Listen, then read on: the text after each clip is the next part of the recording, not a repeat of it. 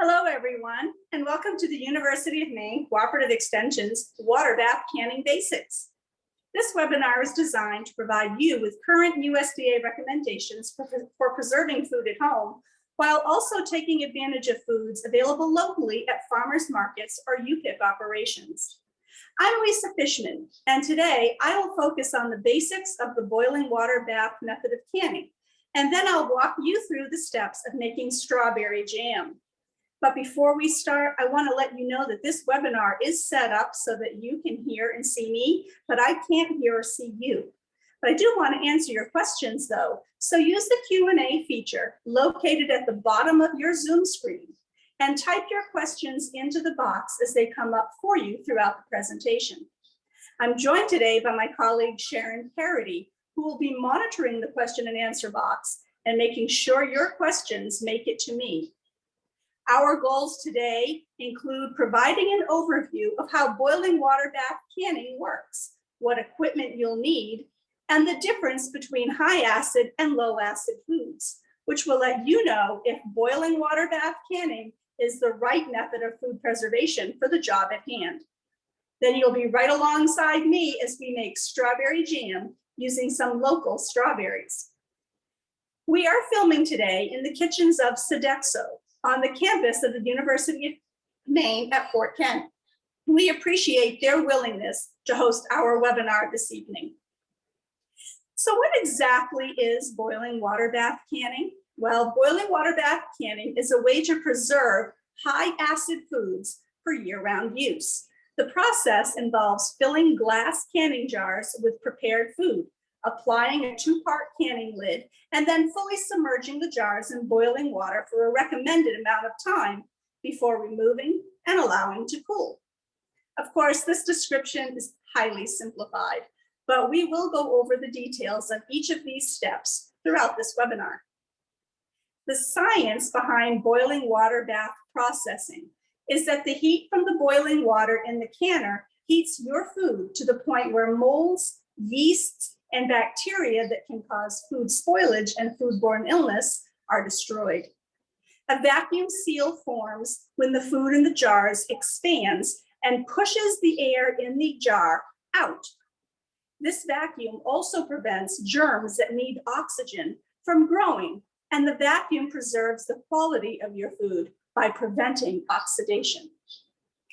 Let's talk about some of the specific issues related to the safety of home canned food using a boiling water bath.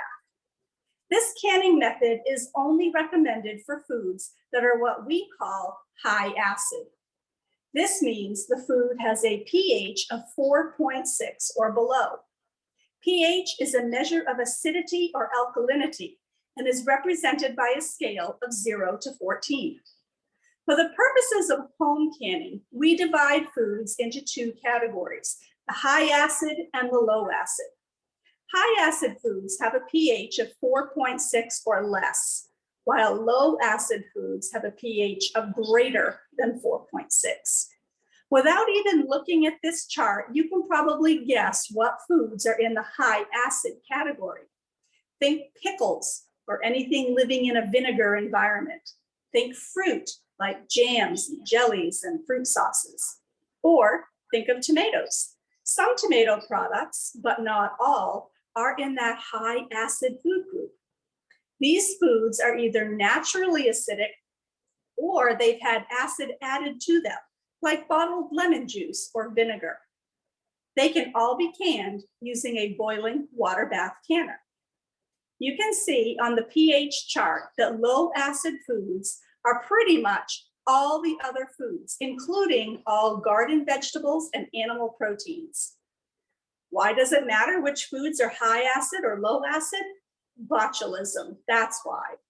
Botulism is a rare but potentially deadly illness caused by a poison most commonly called Clostridium botulinum. This germ is found in soil and can survive, grow, and produce a deadly toxin under certain conditions. The toxin can affect your nervous system, can paralyze or even kill you. You cannot see, smell, or taste this botulinum toxin, but taking even a small taste of food containing this toxin can be deadly.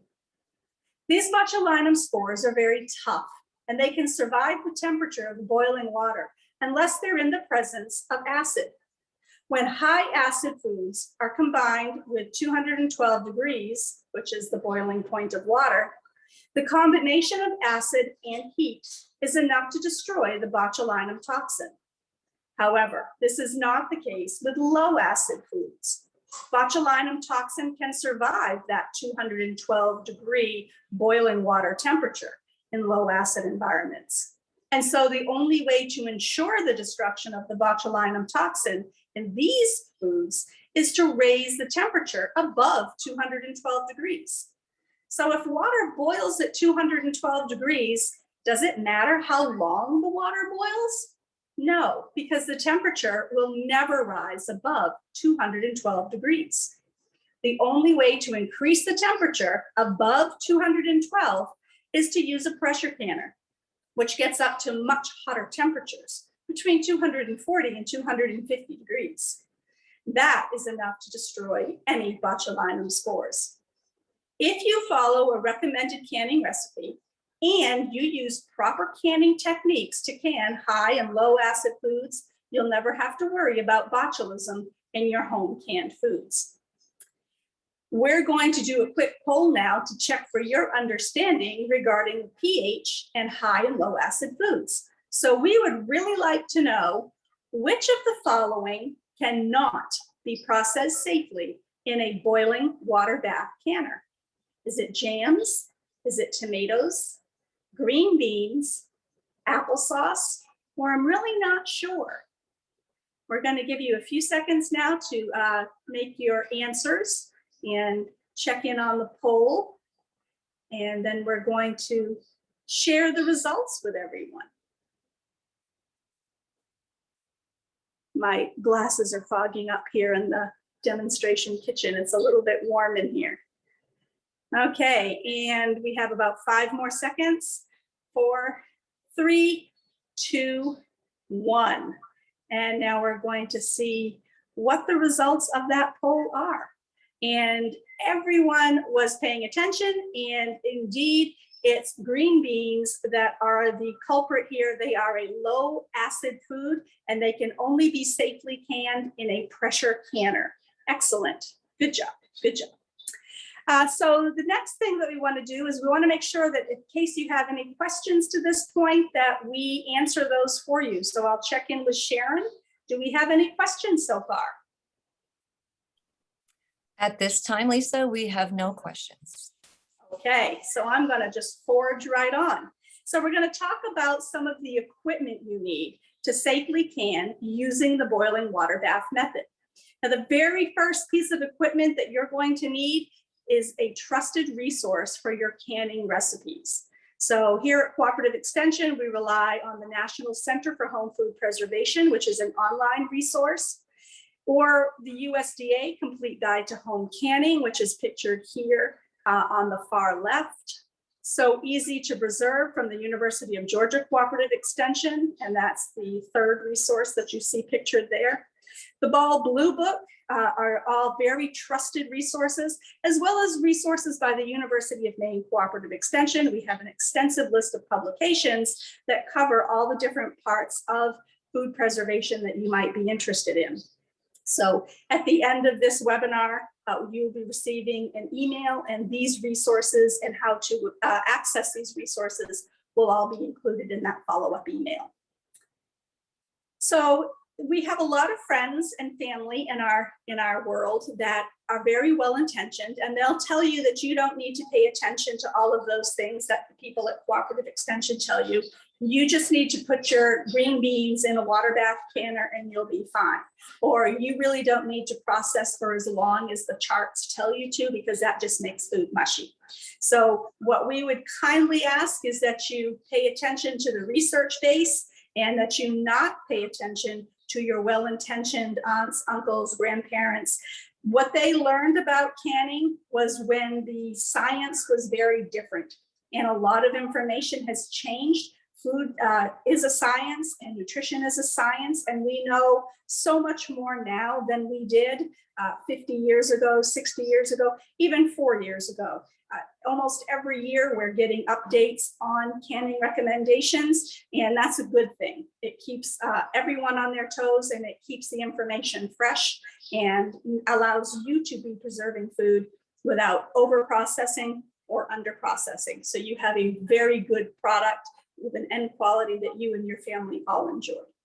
So always pay attention to the research-based science and take a grain of salt with the advice given to you by your loving family members. They mean well, but they may not have the latest science. The next thing you're going to need is a water bath canner. And this is essentially just a big pot with a rack in the bottom.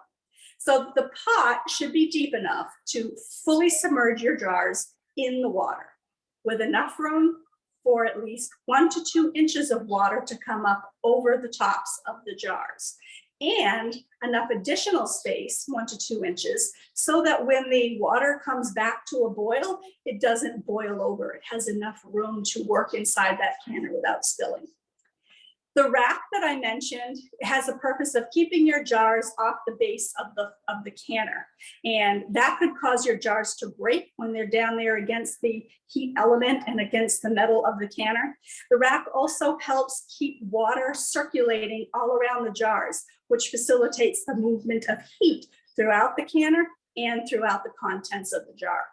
Now you can purchase a water bath canner. There's one pictured here. It's like a glorified lobster pot. The only difference between this and a lobster pot is this one comes with a rack. But you can purchase a boiling water bath canner at any hardware store. Usually they have them. They have them at the big box stores. You can get them online. But another great source is to go to garage sales, yard sales, estate sales, scout around at thrift stores, and you can probably score a nice quality deep pot. You may have to create a rack, but that's a smaller issue. You can make a boiling water bath canner out of a pot you already have. I mentioned the lobster pot. Perhaps you have a large corn steamer. You just need a rack that fits into the bottom, like a round cake cooling rack or a trivet. Now, some companies are now making silicone racks that will fit into the bottom of any 9-inch pot that you have. And you may see some advice that says that you can use a folded up towel, or you can use canning rings from your jars, that you can use the screw bands and create a layer of the screw bands on the bottom of the canner.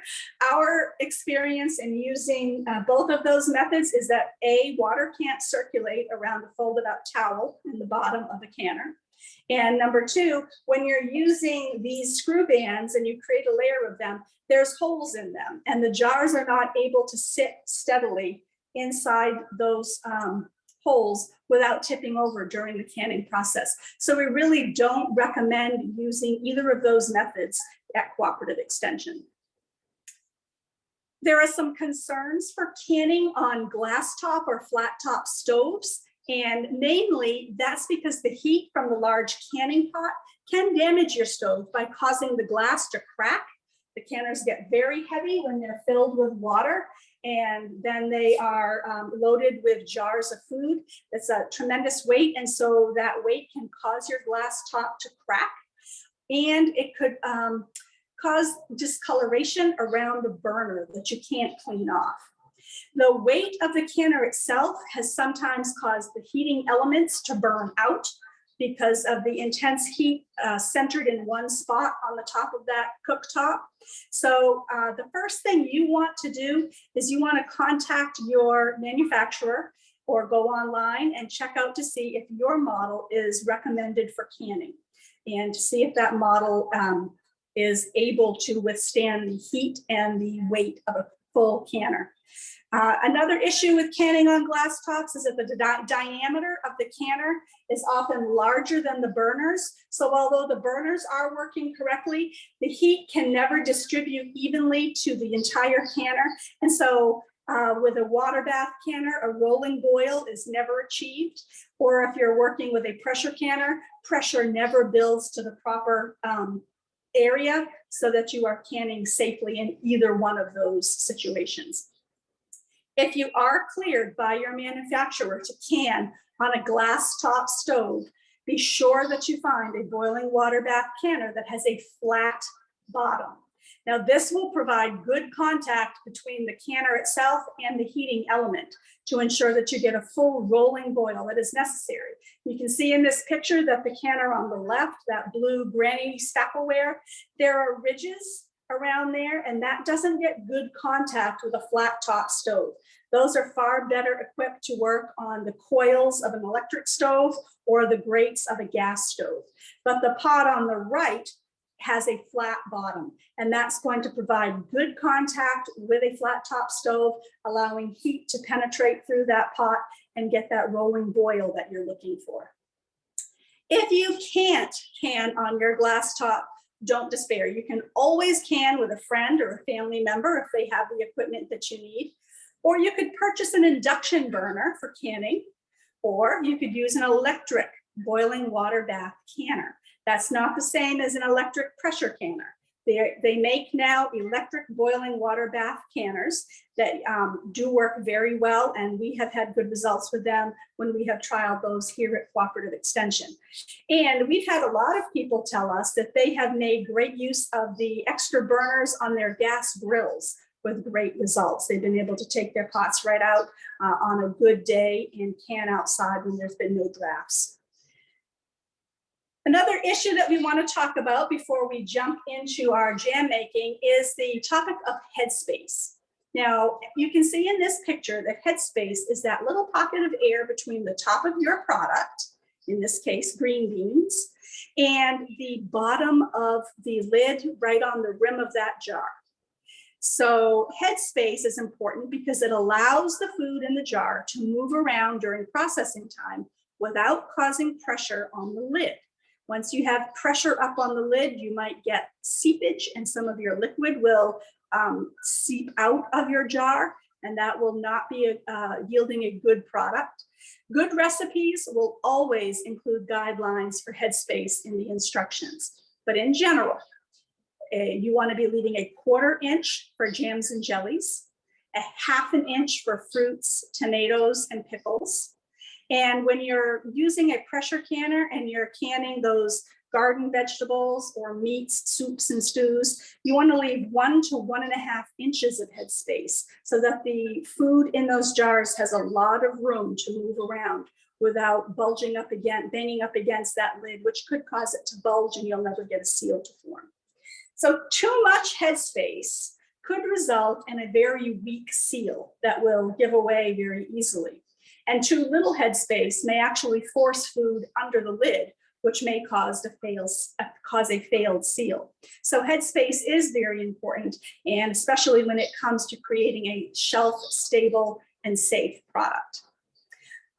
Another thing that matters, even though you wouldn't believe it here in Maine, is that altitude needs to be taken into consideration. So you have to make adjustments for higher altitudes, which are defined as 1,000 feet or more above sea level.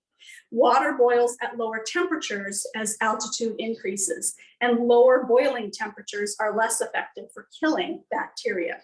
So increasing the processing time or the canner pressure compensates for lower boiling temperatures. If you live in Maine and you don't know your altitude, you can use our elevation by county resource to figure that out. And this will be included in the resources that will be emailed to you after the webinar. So I'll talk about a little bit more equipment in a few minutes, but we're going to switch gears right now, and we're going to actually jump into making some of that delicious strawberry jam. So the first thing that we all need to be aware of is that we need to start with clean hands and clean work surfaces. So I'm going to scoot right over to that sink over there, and I'm going to give my hands a good wash. And if you're cooking along with me, this is a great time for you to wash your hands as well.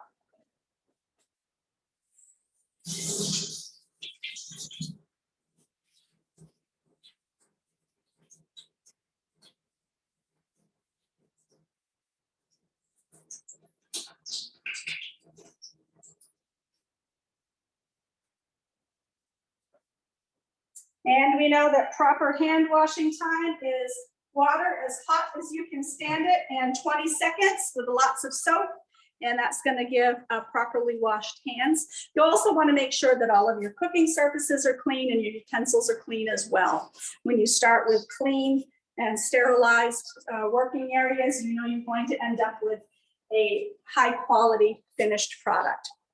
So the recipe that we're using tonight is a recipe from the Ball Blue Book, and the ingredients are 2 quarts of strawberries, 6 tablespoons of a powdered pectin. You can either use the Ball Classic or Sure Gel, those are interchangeable.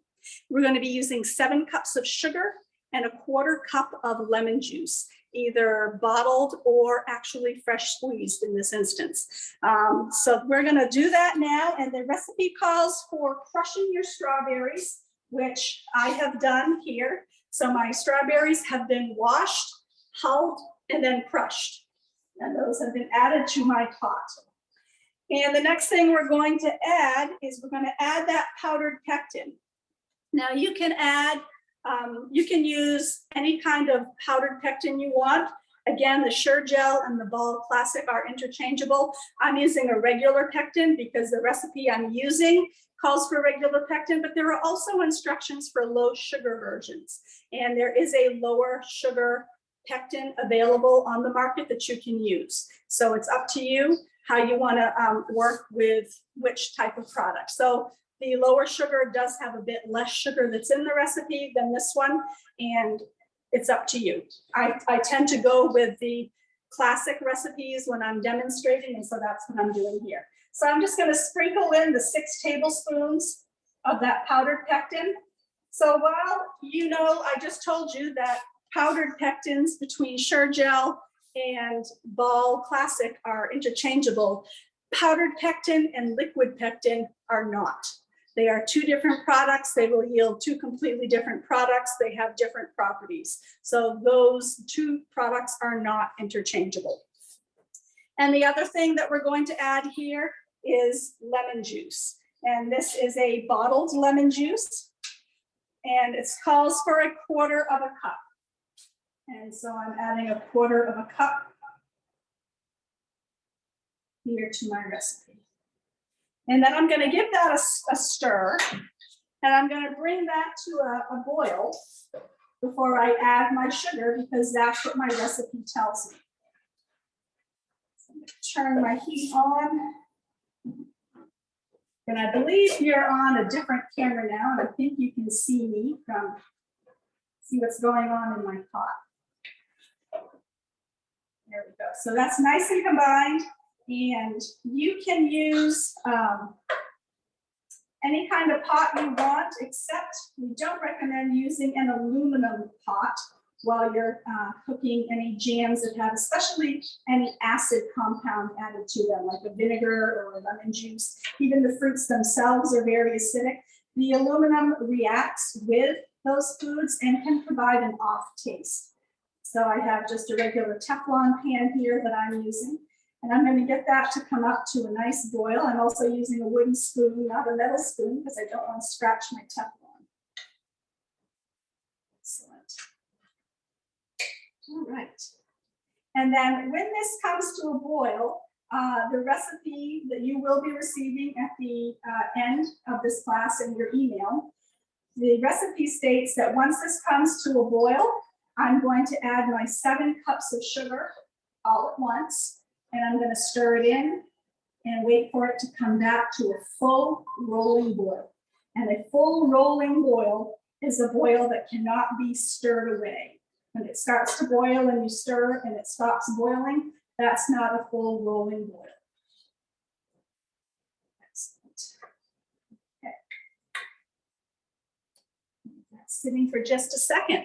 And the other things that I do want to talk about while we're waiting for our food to come up to temperature here and start boiling is that we have some other equipment here.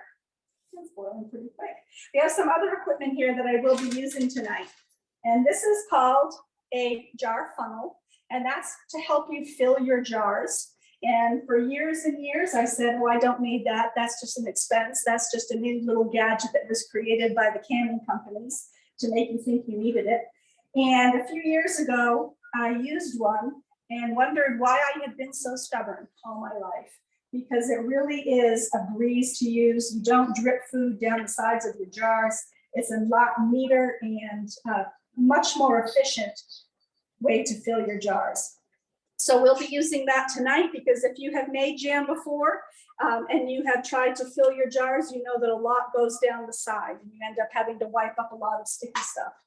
We'll be using a jar lifter tonight. There are different styles of these, but this one is intended for the plastic coated end to be able to lift up your jars. I have small hands, so sometimes this is difficult for me, and especially when I'm working with wide mouth jars, sometimes when they're heavy, I need 2 hands to lift those up, but that's okay. Just be aware that sometimes if you have smaller hands, you might need to use 2 hands. That's okay. Another thing that we'll make use of tonight are these tongs, and I'm going to be using these to take my washed jars out of the water so I don't have to get my hands wet. They'll be coming in handy very shortly. And then another thing that we'll be using is this little tool here, and this is called a Headspace measuring tool.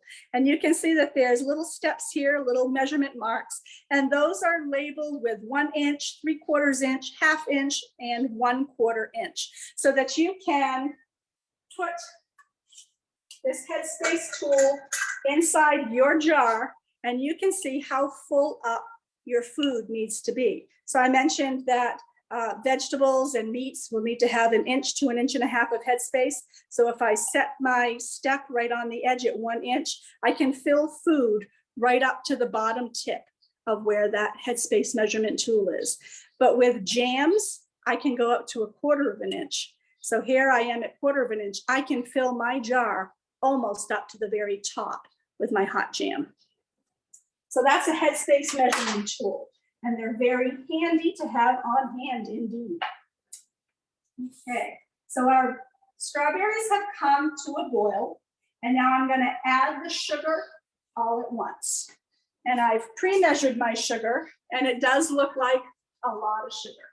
It is a lot of sugar. Jam is a sometimes food. We don't eat lots of it, and we don't eat it every day. It's a special treat, especially when we've worked hard to pick the berries that are going into this delicious jam. I'm going to stir that all around. And then when our jam comes back to that full rolling boil, once all of the sugar has been stirred in, I'm going to time that for 1 minute.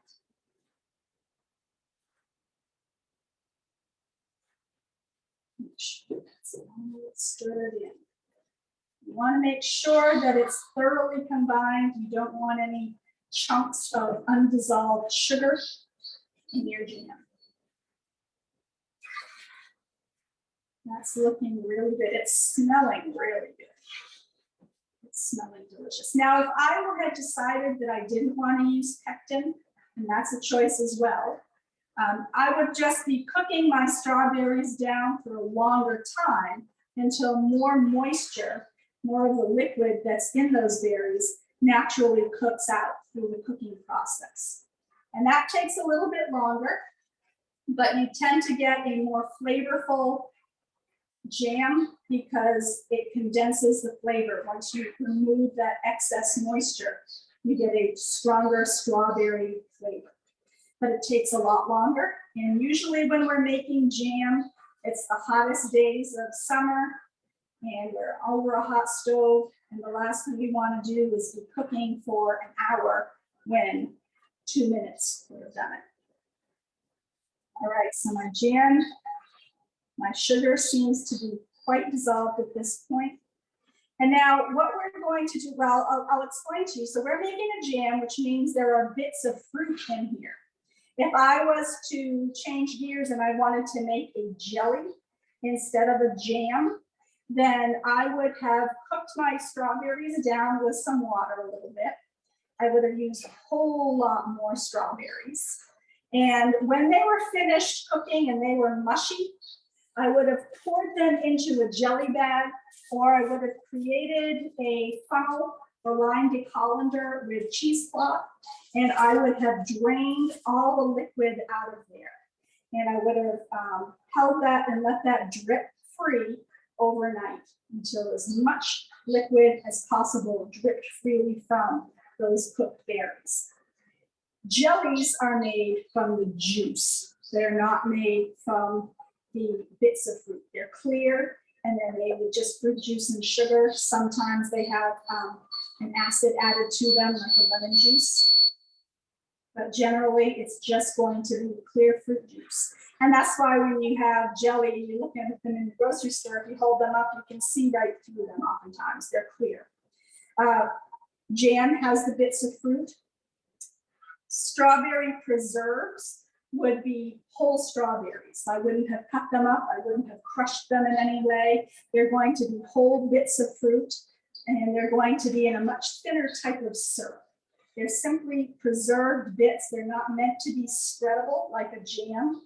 They are not meant to be crushed. They are going to look beautiful in their whole form inside that jar. So that's a little bit of the difference between jam, jelly, and preserves. Turn my heat up just a little bit here. Turned it down a little too much. And the other thing we're going to be doing here when we fill our jars is we're going to be doing what's called a hot pack.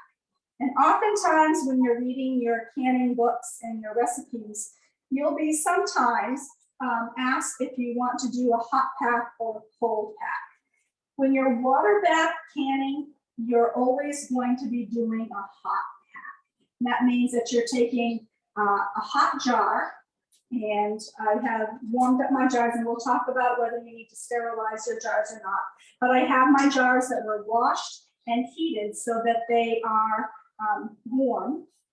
And I'm going to be putting a hot product into a hot jar, and we're going to be submerging it into hot water for a specified period of time. By doing that, we don't create stress on the jar. We actually keep a consistent temperature so that the jar doesn't go through a heating and a cooling and a heating and a cooling. Jars are tempered and they can withstand a lot of variation in temperature, but they don't necessarily want it back to back to back so much like that. So we do tend to do hot packs when we're doing a boiling water bath canning.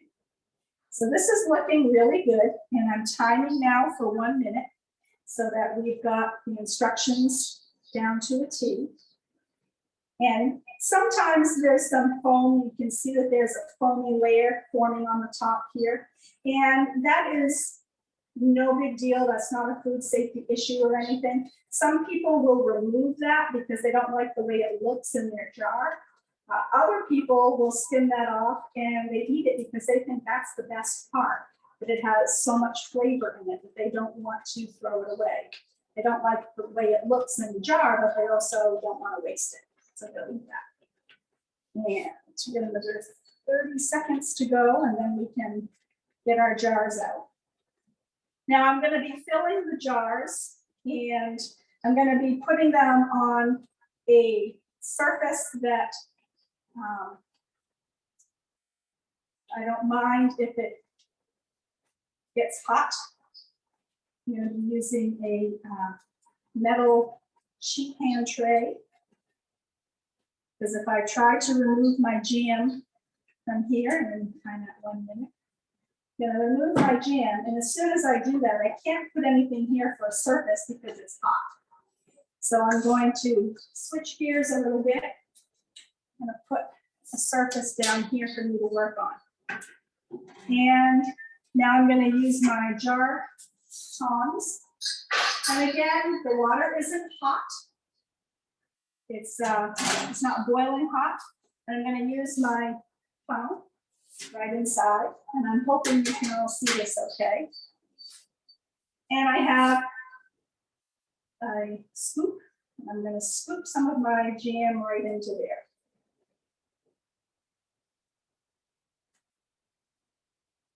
Jam making is often messy. See I've already that I've dripped onto my sheet pan. Okay, now I said that I can go to 1/4 of an inch, which is, we looked and we saw that that was up very close to the top of the jar. So now I'm going to give that a measure. And I have exactly, and I'll see if I can pick this rather hot jar up and bring it over to this other camera. And Sharon, if you could switch the camera, perfect. This is my Headspace tool. And it's going right in, and you can see that I'm right at the level of where that needs to be. So I have a perfect headspace on that. What I need to do now is I need to make sure that I don't have any jam that is sticky to the side. So I'm going to do 2 things. After I measured my headspace with my tool, I'm going to flip that over, and I'm going to use the other side to go around the jar on the inside to remove any air bubbles that might be in there.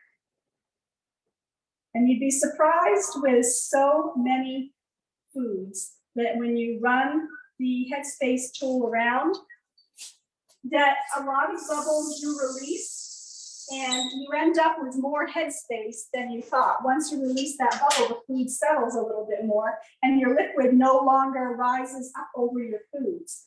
And so, or you can change your headspace that sinks down, and you find that you need to add more food to maintain the proper headspace. So now I'm just going to take a cloth and I'm going to wipe around the edge. I want to make sure that my lid goes on and has full contact with the glass rim. Any types of foods that are sitting on the rim of that jar are going to interfere with a good seal. And I want to make sure that I have a good seal. So I'm going to take my 2-piece lids, and we're going to talk about the jars and the lids very shortly. And I'm putting my lid on, and this is where I'm just going to turn that screw band on fingertip tight. No tighter than what my fingertips can turn. That's important because the air is going to need to leave the tops of this jar. As that food expands, it pushes the extra air in the headspace out. It needs to be able to escape.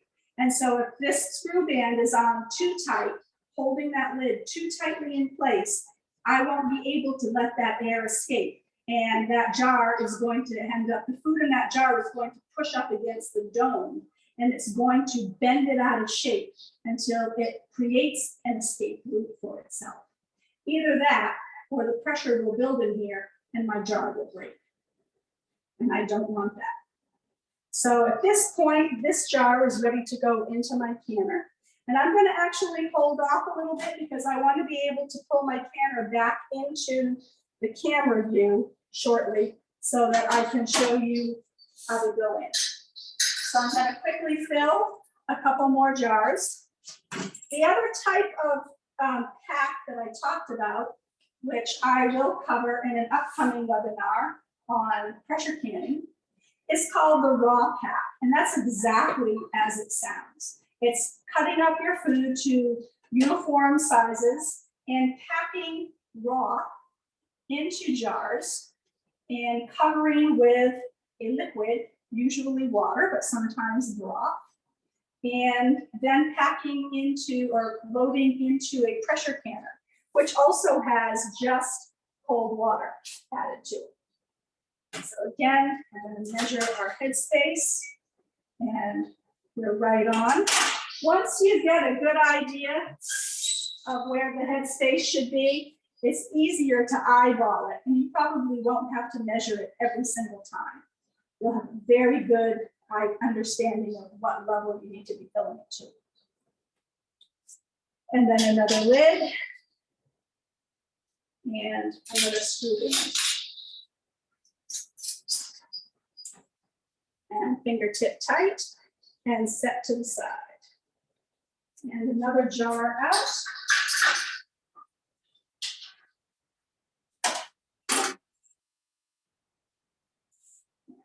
Love my phone.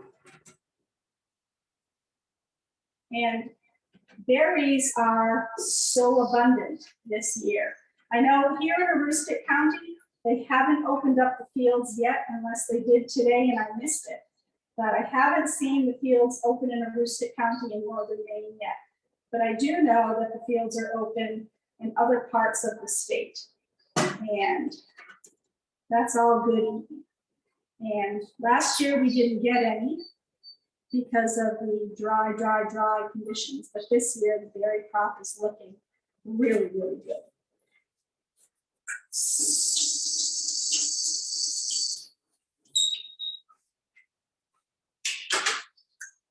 And this recipe says that it makes 8 half pints. And that's the size jar that I have. When you are doing things with pectin, you don't lose a whole lot of volume. And I find that you get very close to the yield that the recipes tell you you're going to get. Fingertip tight. When I have made jams using no pectin and boil them until liquid comes out and you get a texture that you're happy with for a jam, I find that oftentimes I get much less of a yield because I had to cook a long time and that reduced the volume overall. So this smells really good. I wish you all could be in my test kitchen right now, smelling this jam. I'm ready for a nice croissant with some butter and jam. Maybe some jam tart cookies. That sounds good too. Measuring the headspace. Releasing any air bubbles. Circling around there. And wiping down the jar. So I guess this would be a great time while I'm filling up these jars to ask Sharon, are there any questions that have come up that I can answer while I'm filling jars? There still are no questions at this point, Lisa. Excellent then. Either I'm really good at teaching or everybody's really shy at asking questions. I don't know which one it is. So if you could use the Q&A box right now, could you type in there and let me know and let all of us know if you are familiar with canning? Have you ever canned before? And what types of things do you usually like to can? So if you could go ahead and type the answers into the Q&A box, Sharon can read those.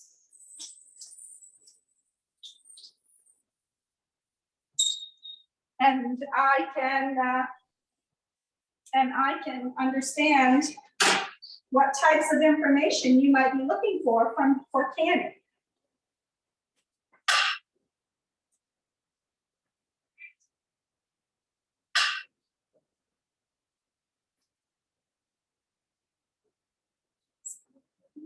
Still no questions at this time, Lisa. No comments. Oh, we do have one question. Hold on. All right. What kind of store-bought fruit juice could you use to make jelly? Great question. You can use any store-bought fruit juice you like.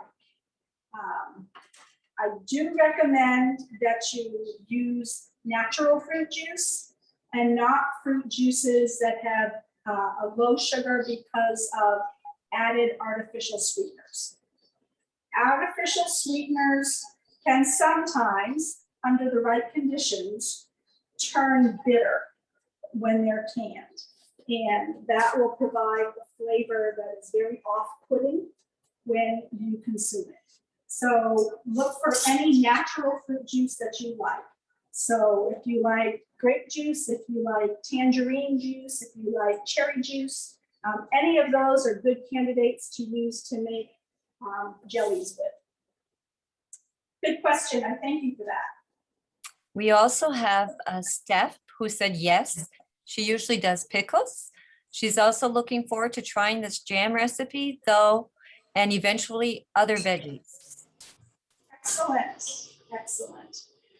I'm a gardener myself, And I have to say, things are growing beyond my wildest expectations this year in my garden.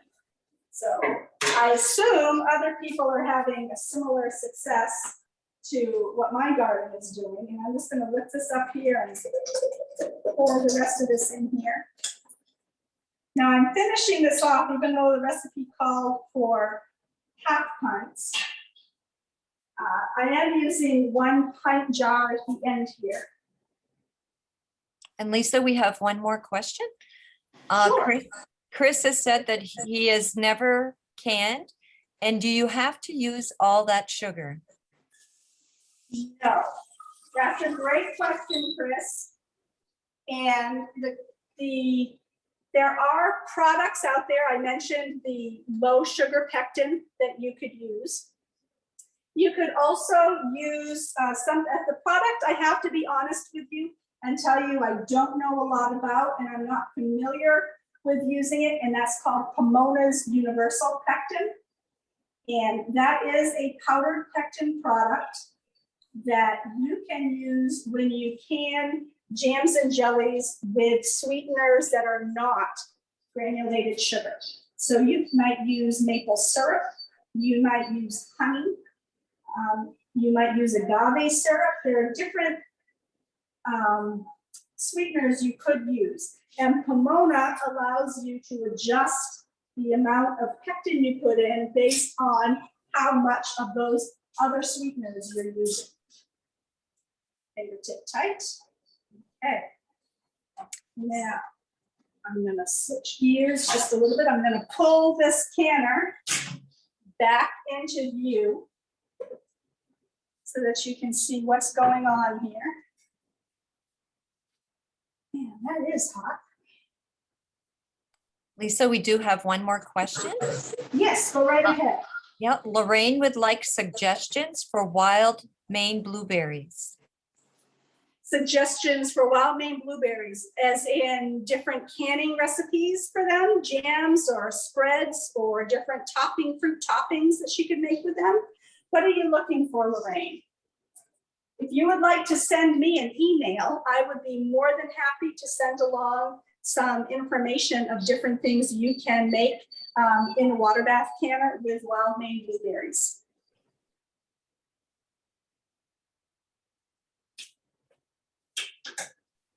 And so I'm going to turn the heat up. So while my jam was cooking, before class started, I had filled my canner here with hot water, and I had brought it to a boil, and then I cut it back to a simmer while we were waiting to join the class. So now it's boiling very rapidly.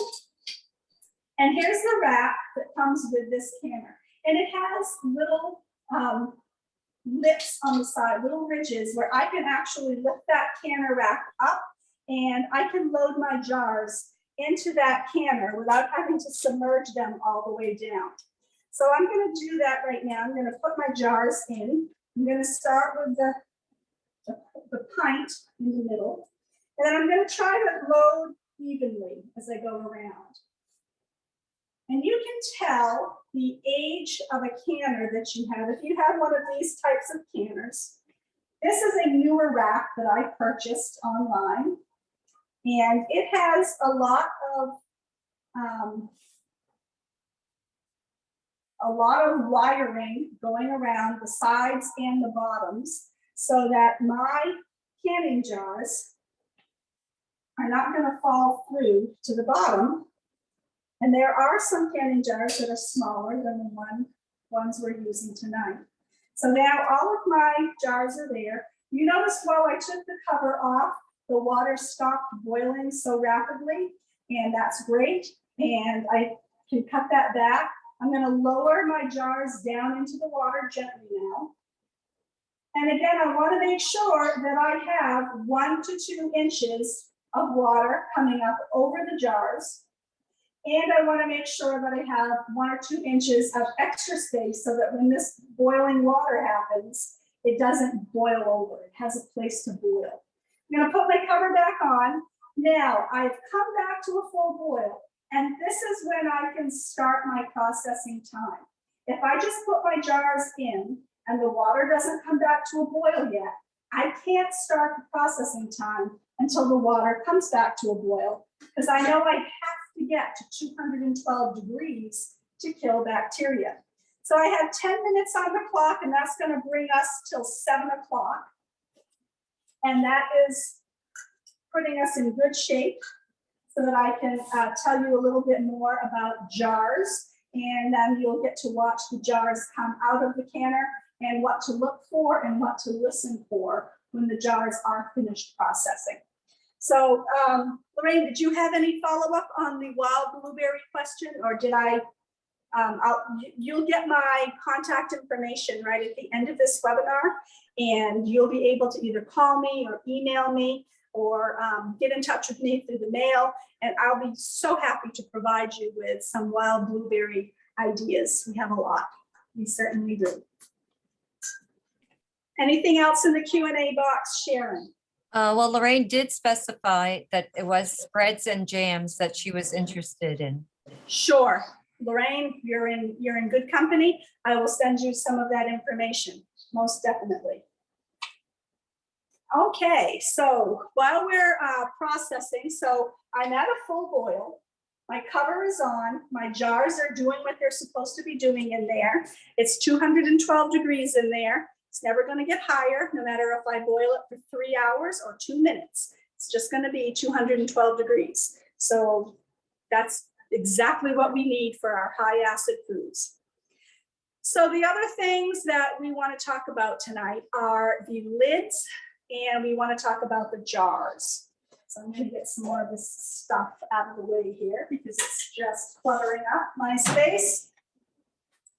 So when we talk about canning jars, this one is the one that we don't want people using. So this is an old canner jar that we call with the glass dome and the wire bail on them. These are great if you want to store dry goods.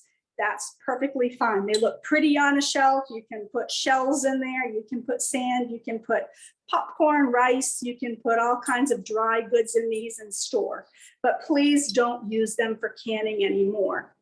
At one time, I mentioned that science has always changed. At one time, this was the gold standard. That's all that was available.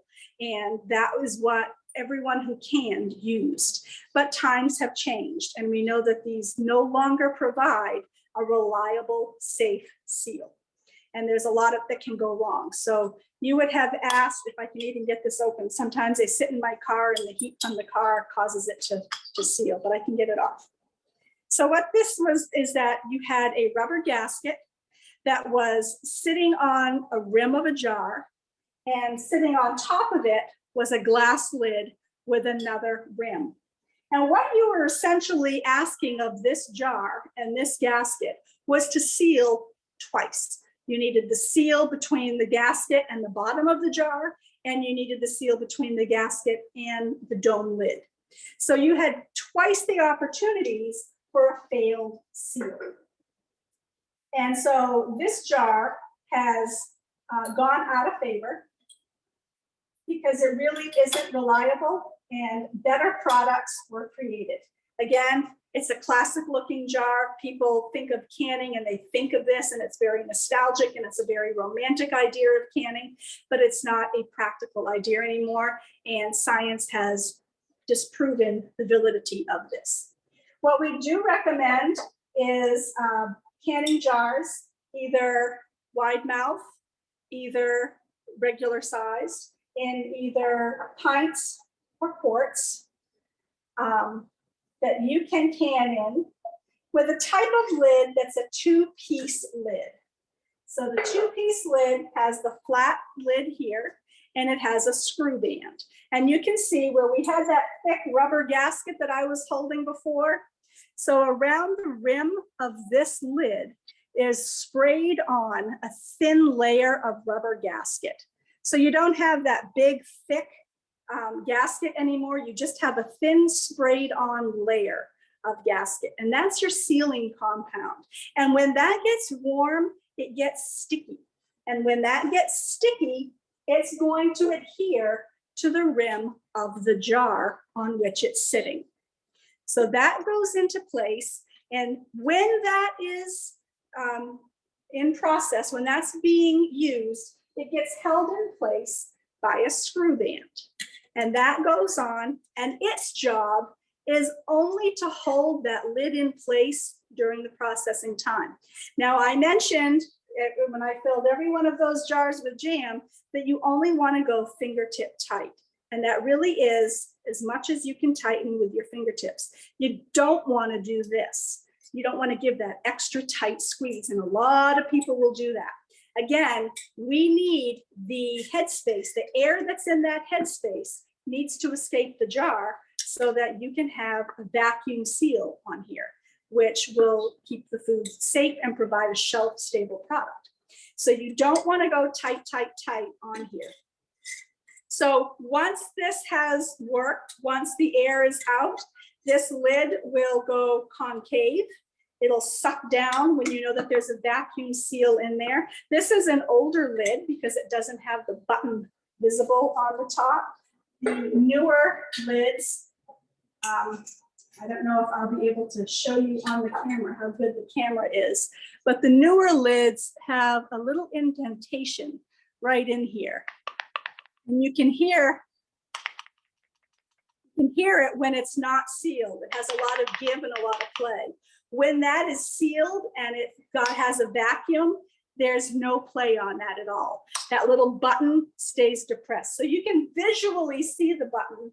Maybe if I tip it just right, you can see a little circle in the middle of that lid. You can't see it on some of the older lids. They aren't as apparent. They do the same thing, but the newer lids are just more visually able to tell you when you have a good seal. So the lids will do their job, and once the lid has done its job and it has sealed your jar and the jars are cool, you can take this screw band right off, wash it really well, dry it super well. I put mine on a cookie sheet and put it in the oven to make sure they're really dry, and then store them for the next use. You can store your jars with no screw bands. I know that's like mind blown to a lot of people, but that is what we do recommend, that you store your canned foods without the screw band. It's done its job. Its only job was to hold this in place until it's sealed. Once it's sealed, it's obsolete. It doesn't need to do anything anymore. So you can simply put this in a nice storage place and use it again and again. Lids are intended to be used one time and one time only. Once you ask this to seal, and once this forms a seal on a jar, if you have a microscope, once you open the jar up and it'll break a seal and you'll hear it open, it'll go ping or something. If you could see a microscope, take a microscope and look at this, you'd see all kinds of little pitted pock marks in amongst this sealing compound where it's been compromised, where pieces of that sealing compound pulled away. And if you could take that same microscope and look at the rim of the glass jar, you would see little pieces of that compound adhering to the rim of this jar. So the rim pulled away and compromised the seal. So the next time you try to use this and you're asking this lid to do another sealing process for you, it's not going to be as reliable. So we recommend one time and one time only for canning. Certainly, if you're going to be using your jars for freezing, and you can, then you can definitely use old lids that have already been used for canning. You're not asking it to can again. You're not asking it to seal. You're simply asking it to hold the screw band in place in the freezer. So go ahead and use them again. If you're just storing foods, if you're going to take your canning jars and store some stuff in the refrigerator once they're opened, go ahead and use a clean but used canning lid to do that. That's fine, but don't ask your canning lids to perform 2 canning jobs for you. They're meant for one time only. And you can buy canning jars in a variety of sizes. I have quarts here today. You can get a 1.5 quart. The problem with the 1.5 quart jars that Ball makes is you have to find a tall enough canner to get those into. So they are actually marketed as storage jars, not necessarily canning jars. Again, it's difficult to find a tall enough canner to actually fit the jar in with 2 inches over the top and 2 inches of wiggle space for that. And we have 10 minutes up on our canner. So what we're going to do is we're going to turn the heat off. And then this is a new recommendation that has come out in the past couple of years from the National Center for Home Food Preservation and from Ball and from University of Georgia. And all cooperative extensions are on board with this recommendation across the country. And that is, after the processing time is over, leave the jars in the turned off canner, turn the heat right off, remove the lid, and allow the jars to sit for 5 minutes. That extra 5 minutes has been proven to kill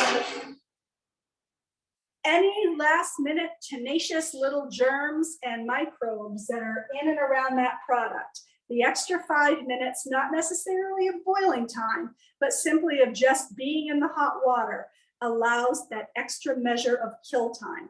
So 5 more minutes in the pot, just with the cover off and sitting in the water. And Sharon, if you want to switch over cameras, we can probably,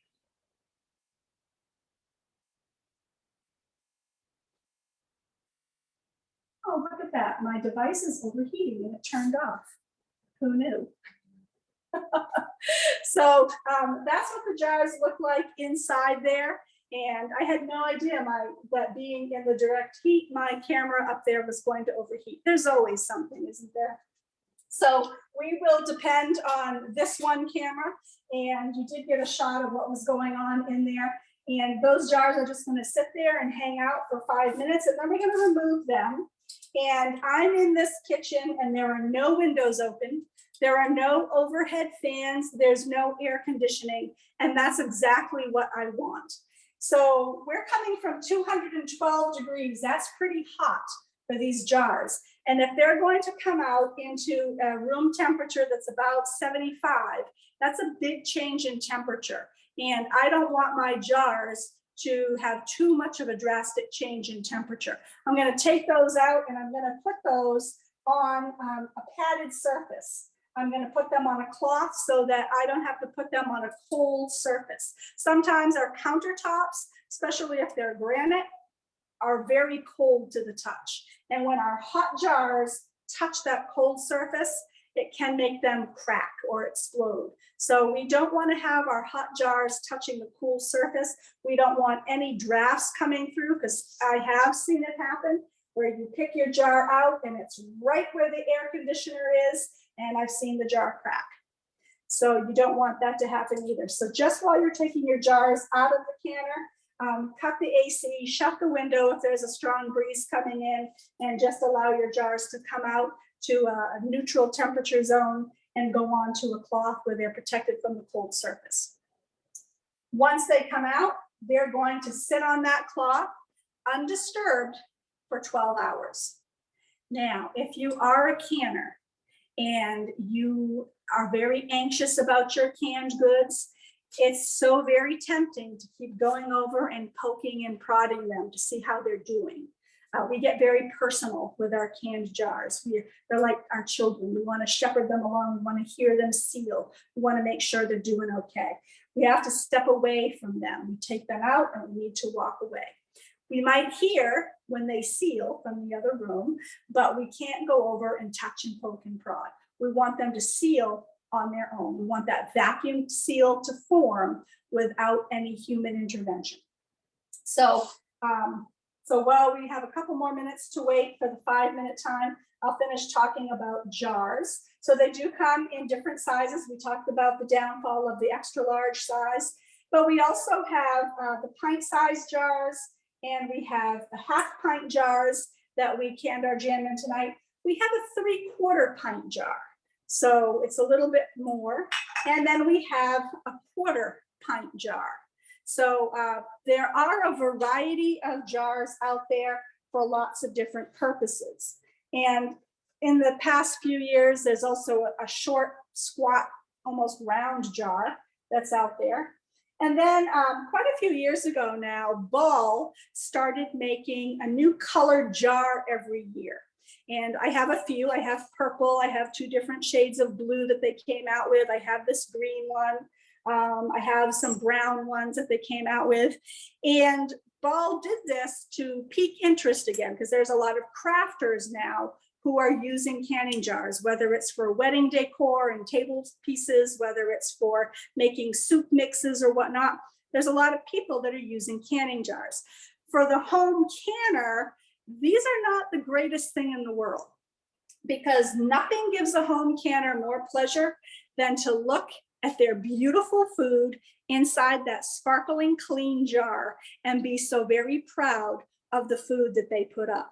When you're putting it into glass jars that are tinted in color, it really obscures the look of the food. I can tell you firsthand that beautiful canned corn in here looks disgusting.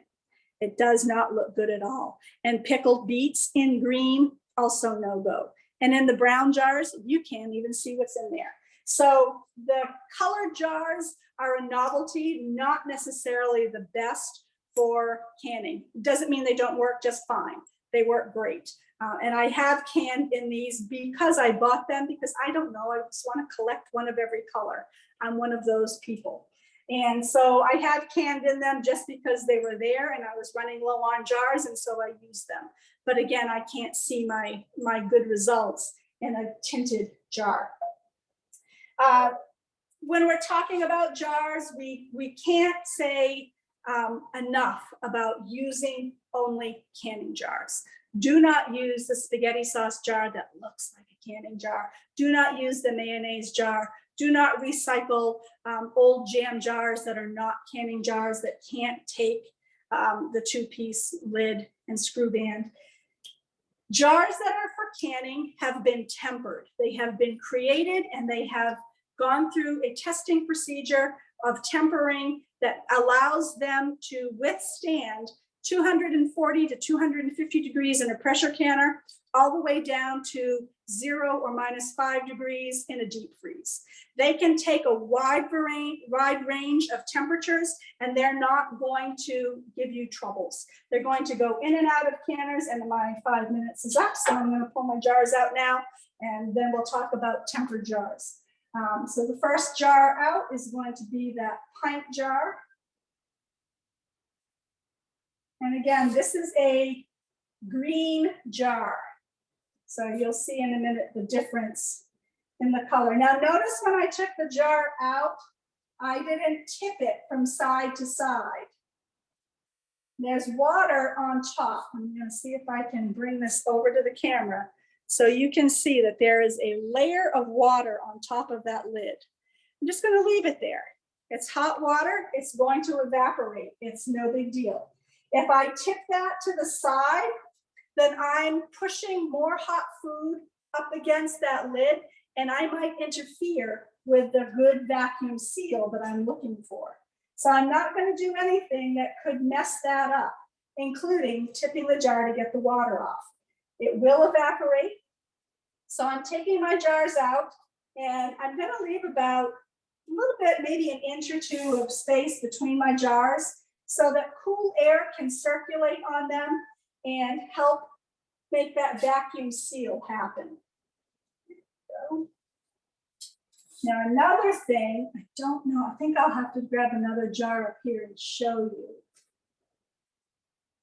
But you might notice on the top of this one, and you heard a sound, don't know if you can see, there's like a little bit of a white residue on top of here. It's like some little pieces, and it's kind of powdery and white. That's just an indication that we have very hard water here in this building. And that's a mineral deposit. And that's not a big deal. And you heard those pings, and those are jars sealing. And that's a lovely sound. So there's my jars that are all out of my canner. And that's the sound you're going to be listening for, is that ping, which lets you know a vacuum seal has formed. Now they're still hot.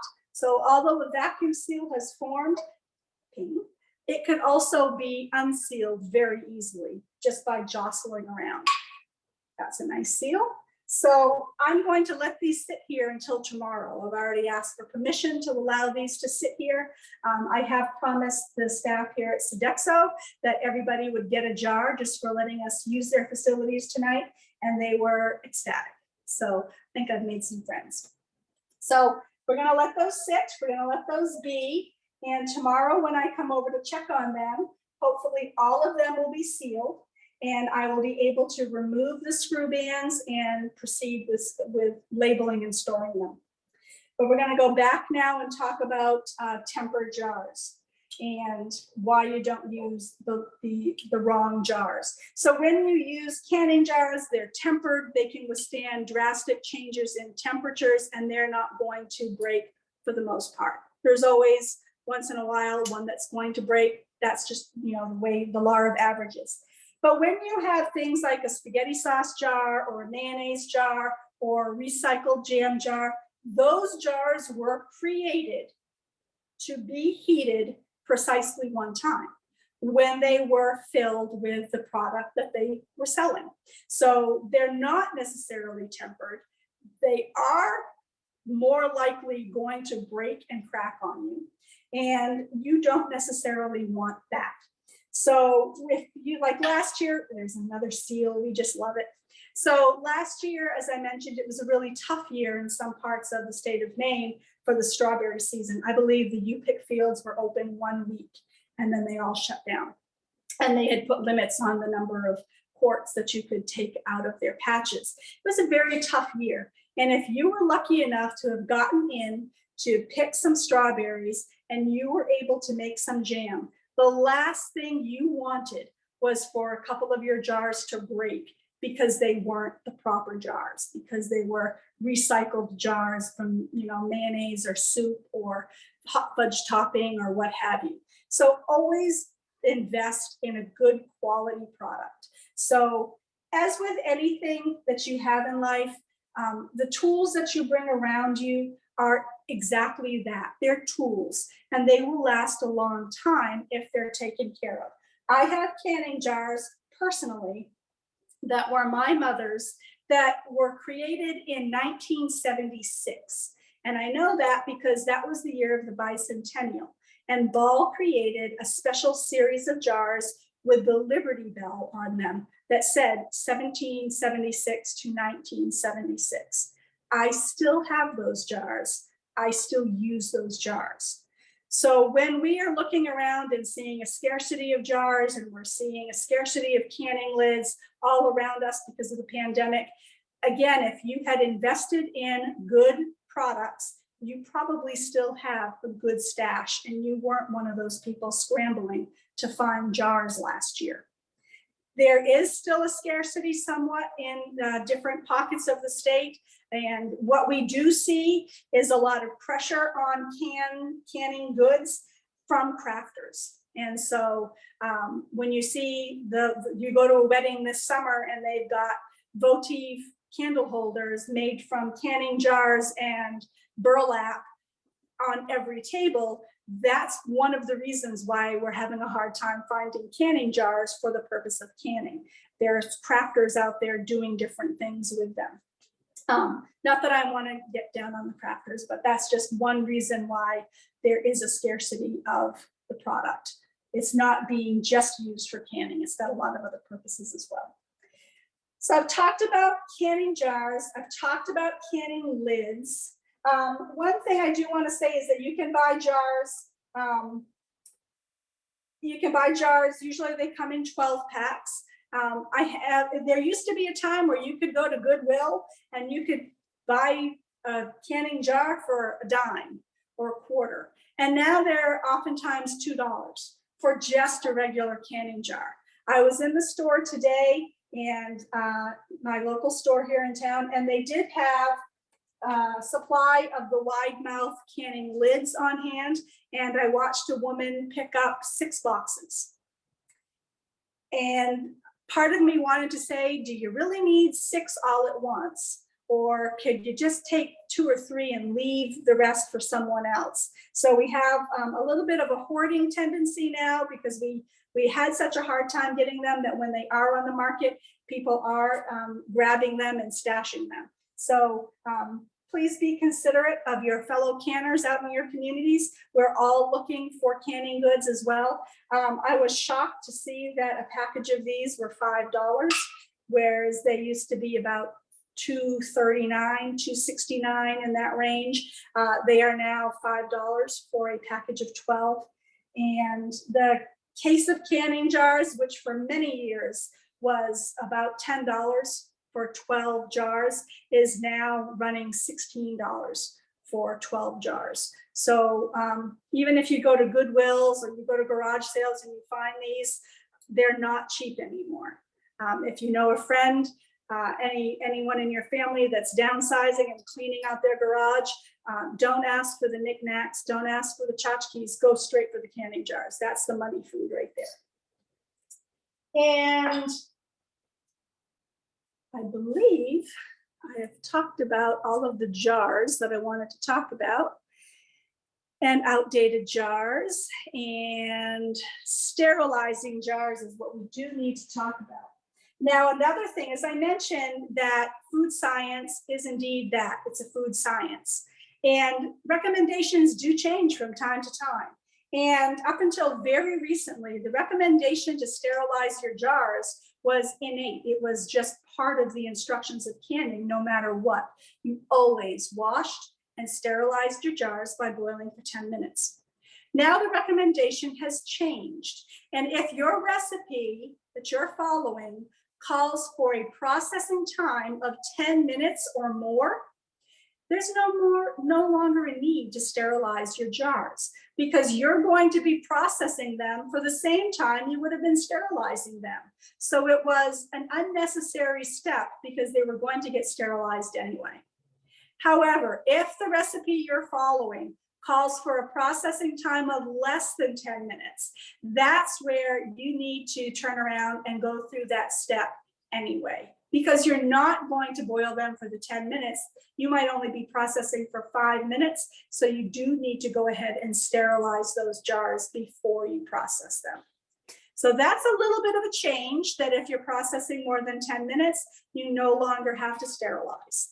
Yay, that means, or if you're processing in a pressure canner, you automatically don't have to sterilize your jars because the processing in a pressure canner is going way above the 212 degrees to kill any bacteria or pathogens. So that's a great change. And wondering now that I've talked for quite a while, are there any questions at this point in time?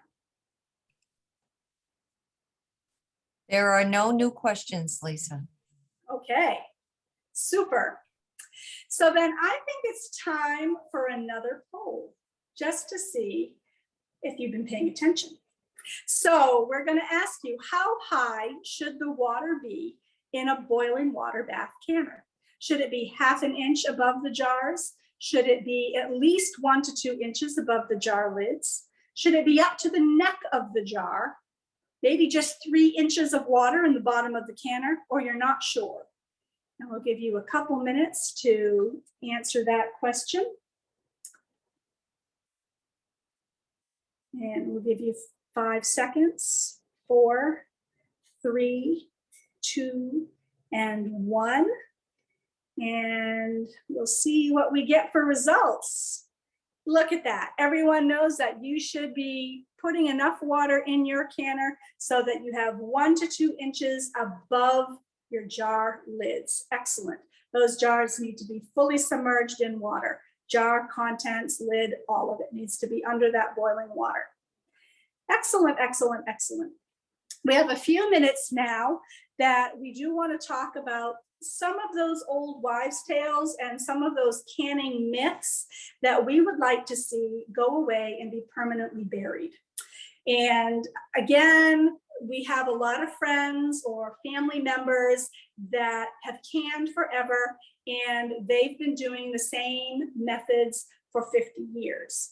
And we have changed our science a lot in 50 years. And things that used to be what we considered safe, we have found through science and research, they're no longer safe anymore. So one of those things is that we no longer want to see any open kettle canning. And that would be, you would have a pot of water boiling, and you would pick up some jars and stick them in there for a while, and then pull them out, and then put some more jars in and stick those in there for a while and pull them out.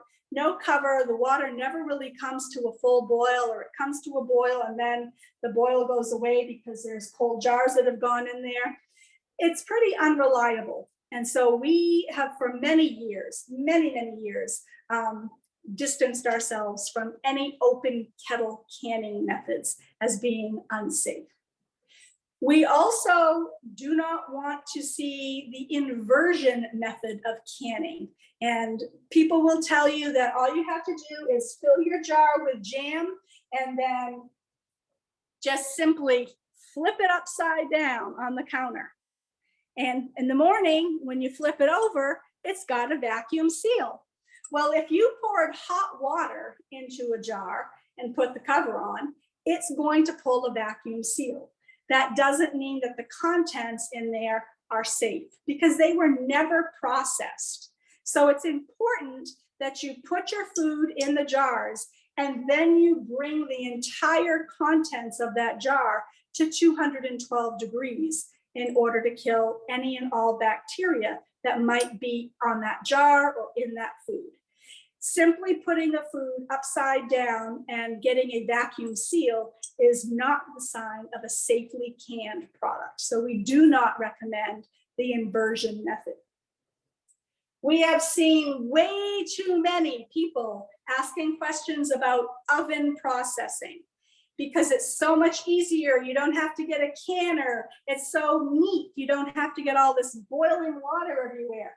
Oven canning is an incredibly unsafe method of canning. It does not allow consistent heat penetration through the food that you're canning. It does not provide the right temperature. And people will say to me all the time, you're only getting 212 degrees in your canner. I'm canning at 350 in my oven. I'm getting hot enough. You're not allowing the food, the heat to come through that food evenly. You have a dry heat going on. You're not getting even penetration throughout the food. There's no water circulating to make sure that the heat is being distributed evenly. Oven canning is very unsafe. Please do not oven can. Canning in the microwave, not an idea that we like. It's not safe. Canning in dishwashers. This was new to me quite a few years ago when someone said, oh yeah, you can on the dishwasher. And so many parts of my brain were firing. Oh my goodness, this is incredibly bad. And when I mentioned how unsafe it was, the person said, well, you don't use soap.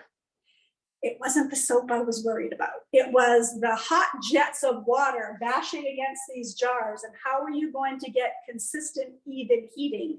And how are you measuring the temperature? And that's just going to compromise the seal when you have pressure water beating against the seal like that. So please, no dishwashers.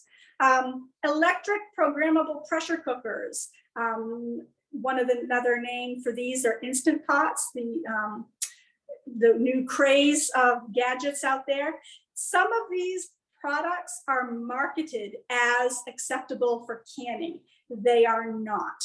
They are absolutely not. And there have been many tests that have been conducted since these electric pressure cookers have taken center stage and they've become the darling gadget of households across America. Electric programmable pressure cookers do not get and sustain the amount of heat needed to be able to safely can foods. So there's been a lot of testing from our friends down at the University of Georgia and through the National Center for Home Food Preservation. Much research has been done on these pots. They are working with the manufacturers to try to devise a gadget that will eventually become a safe option for canning. But right now, there isn't a single Instant Pot or electric programmable pressure cooker on the market that is safe for canning, even though they are marketed and sold as such. Please do not use your electric pressure cookers for canners. And we also cannot get behind using slow cookers as a method of canning. There have been from time to time some canning powders or chemicals that were marketed that were supposed to heat your food quickly on contact and provide a safe internal temperature and kill microbes. And those are pretty much junk science. And if you ever come across any such powder or chemical, ignore it. And lastly, the beloved paraffin wax poured on top of jam that grandma made. We now know that, and I grew up, I was in a house where you melted the paraffin wax and you poured that thin layer. When you put your jam in the jar, you poured a thin layer of hot wax over the back of a spoon, and that formed a seal up against the jar. And all you had to do was put a cover on and put it on the shelf. Again, there was never any processing. And we know now that paraffin wax shrinks over time, and that pulls away from the sides of the jar. And that gives an opening for oxygen to get into the contents of that food. Well, if there's something bacteria love, is oxygen. And so oftentimes, as was the case when I was growing up, if you pried that layer of wax off the jam and there was a little bit of mold under there, just scrape that off, right? It's all good. You just scrape that little bit of mold off. It's not going to kill you. It's penicillin, right? Well, we know now that if there's enough mold spores on a food to cause the surface to bloom with mold, that the mold spores are through and through that entire product. And not all mold is good to eat. It's not all the penicillin variety. And some molds can make you very, very sick. So we do not recommend paraffin wax for sealing your foods. A, it doesn't work. It's not a reliable seal. And B, the food is never processed. It's just boiled and put into jars and then had that wax put on top and then stuck on a shelf. So these are all outdated methods that University of Maine Cooperative Extensions across the country do not endorse. So you'll never get us. If you call us on the phone and ask me, how long should I oven process my moose meat? It's been in the oven for 6 hours at 200 degrees. I'm going to tell you to discard all of it because you have kept that food at an unsafe temperature for more than 2 hours. And it's most likely that petri dish of bacteria and could probably kill you. So don't call asking for safe advice on any of these outdated methods. We will kindly point you in another direction. All right, well, at this point, do we have any questions? Oh, go ahead. Go Sorry ahead. about that, Lisa. Nope, there are no extra questions at this point. Wow, usually at this point in the game, when I talk about all of the outdated methods and tell you how unsafe it is, I've usually offended several people who have decided that they don't want to throw out all of their green beans that they put in the water bath canner last year. And they have a bone to pick with me over my ideas. So I'm glad I didn't offend anybody.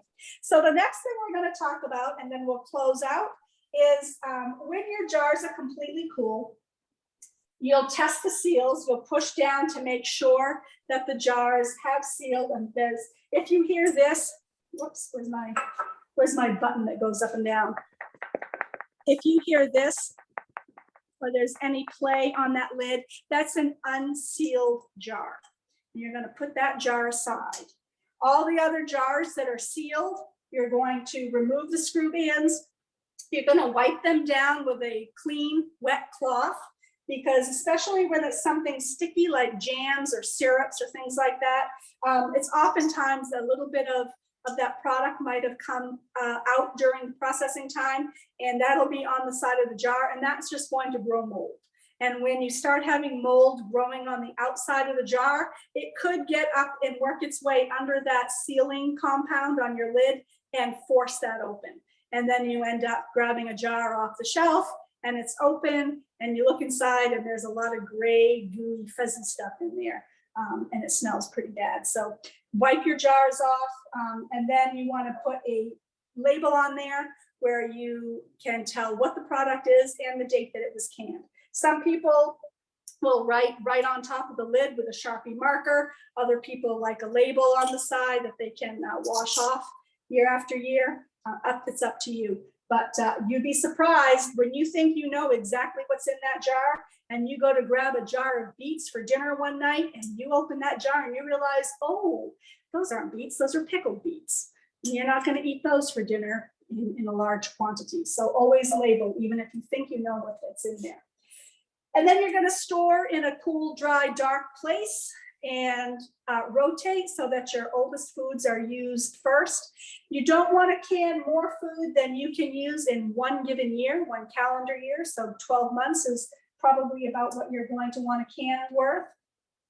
For the jars that did not seal, you would have a couple of options. You can either reprocess if you've got another batch of jam that you're making that next day. You can open that jar up. You can put a fresh lid and a fresh screw band on there. Make sure that there's nothing that interfered with the seal in the first place, and you can reprocess that.